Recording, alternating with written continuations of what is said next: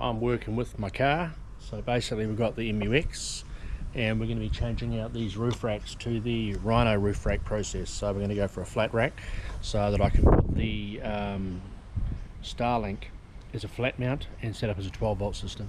So first off, before we can do that, I've got to remove all of these items up here, and pretty much I've got a set of backbone supports I'm going to be putting on today, and those backbone supports are going to be followed up with the Rhino roof rack arriving later in the week. So that should give us a nice flat base for us to put solar panel and the Starlink flat mount, and yeah, looking forward to getting it done. So today I'm just going to pull this apart, take this off, get these rails off and start putting on the rails, and then wait for the other stuff to arrive. So see how we go. Now I've got off the first part off the roof, as you can see. First part's done and the roof is really dirty, but we'll worry about that in a minute. Now these parts are a bit tricky, so these things here can be a bit of a nightmare supposedly. So I'm going to manhandle them off and see how we go. I've been told you just give them a pull, but that's clearly not going to happen. There's a bit of a gap there which I might put a little screwdriver and try and pop them, but we'll see how we go with that. Yeah, it's all a bit of a challenge. I don't think I'll be using them again anyway, but if I can not break them, I'll be better off, I think. Oh, there we go. There we go, just like that. Wasn't so bad. There's the bolts from the LST to bolt down the new system. So I'll go ahead and do the front one, and then I'll come back to you with the rest of it.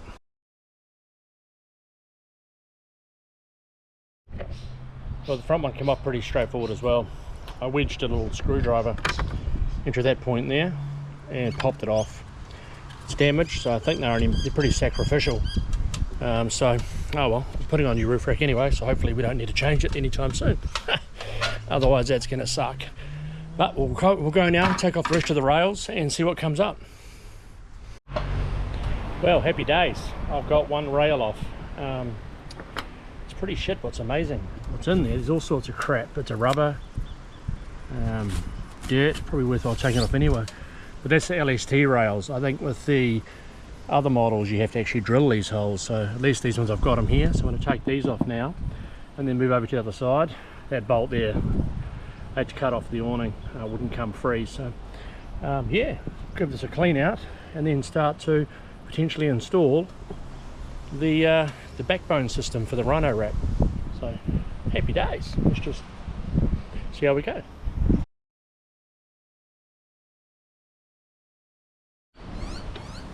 So I've done this, I've cleaned them all up the best I can. Now I can't clean up any more because I'll take off the paint and everything else, but these don't look very flat at all, and they've only given me little beautiful patches, so I'm going to try them. But yeah, that's pretty flat, but yeah, not flash by any stretch of imagination. If I keep digging, you can see where they've overlapped the steel. If I keep digging, I'm going to end up with a bit of a problem.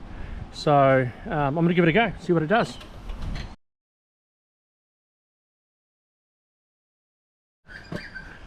Alright, so I've put the butyl paper in where I've said, so I've got 1, 2, 3, 4, 5, 6 spots. I don't know about that stuff, man. I don't know if it's going to be any good, eh? I'm concerned about that lifting and leaking. Like, that's already lifting a little bit there. It's not really very grippy. I assume that's why they give it to you, so it works, so we'll give it a go. I'm going to get the rack now and set it on and just have a feel of it.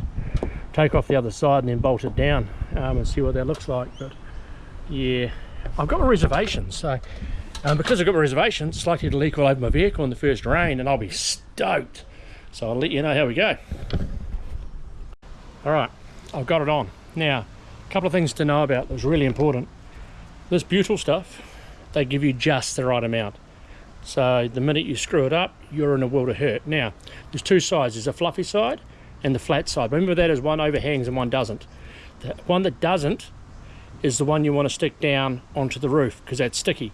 The one that's overhung, peel that off before you stick the thing down. I've lost two pieces now. The hole, if it's not directly centered, you're going to end up with the screw pulling it into the hole and it's not going to be watertight. I think it's happened again, so I may have to buy more of this and then take this all off and replace the whole shooting match. So it's a bit of a nightmare. I'm sure there's an easy way, like the hole could be slightly bigger, maybe, I don't know. But anyway, it's on. Let's have a look.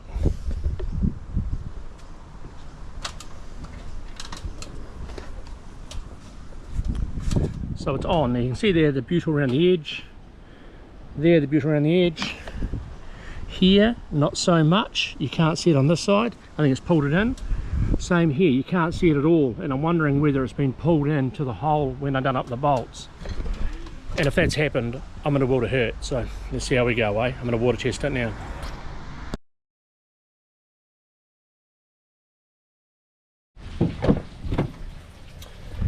And this is how I'm going to give it a 10-minute water test. So I've got the hose set up, running right down the rail. Now if that doesn't leak, it's not going to leak, so let's find out.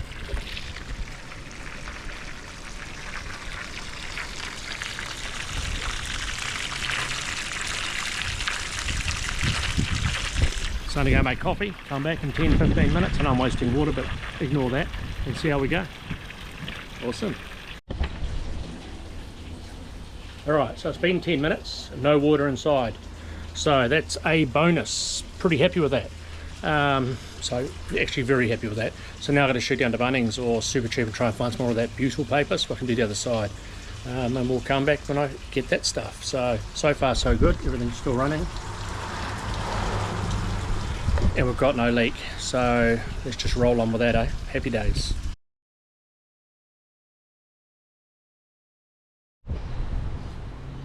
So, excuse me. So we've finished one side. Boom, that's really good. And we're now going to do the other side. So this is how it looks currently. You can see incomplete, complete. So basically I'm going to take off the other existing one now and pretty much try and go through the process of joining this one up. And hopefully it works, so let's see. Okay, so we have it off now, the rail's off. And as you can see, it's the same as the other side. Very, very dirty and full of all sorts of shite. So I'm going to have to now clean it all out. What I found really useful for cleaning out the silicon, the old silicon and stuff that's in there, is a little bit of clear priming fluid for plumbing, the clear stuff. It actually softens it up enough, so you just rub it over real quick, give it a good scrub and actually use it to etch it out. Now I don't know whether it's good for your paint work, but it's done no damage to mine, so just take note. It's not necessarily designed for that purpose, but a plumber mate told me about it and it works really well for me, so it may be good for you, may not as well, so just check with your paint manufacturer before you do it. But yeah, Protex clear primer fluid for plumbing works great for me. Whew. All right, I've got it on. That was a mission, an absolute mission.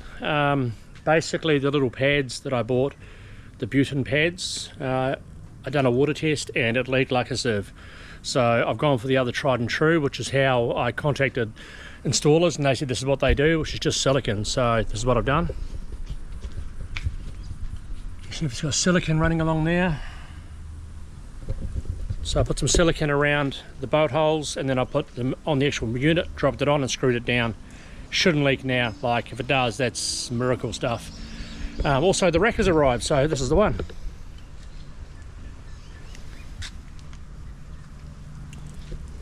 So that's going to be going on very shortly. So it's going to be a bit interesting to see how this goes. So yeah, I'll come back to you once I've got it on there.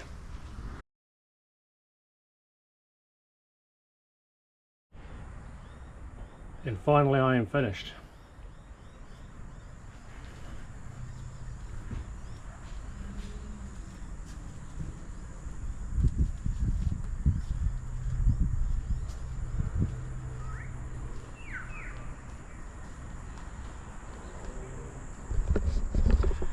In the end, that was a nightmare. The biggest part you need to understand is the fitting instructions. So you buy all the gear, it doesn't come with the instructions for your vehicle. So make sure that you go online and you get your measurements, because underneath the Rhino rack they've got these different measurements. And you've got to know what they are to adjust all the sideways bars before you can bolt them down. So worthwhile knowing, which I didn't know. And my instructions did not tell me. So anyway, it's on, it looks good I think. So happy days.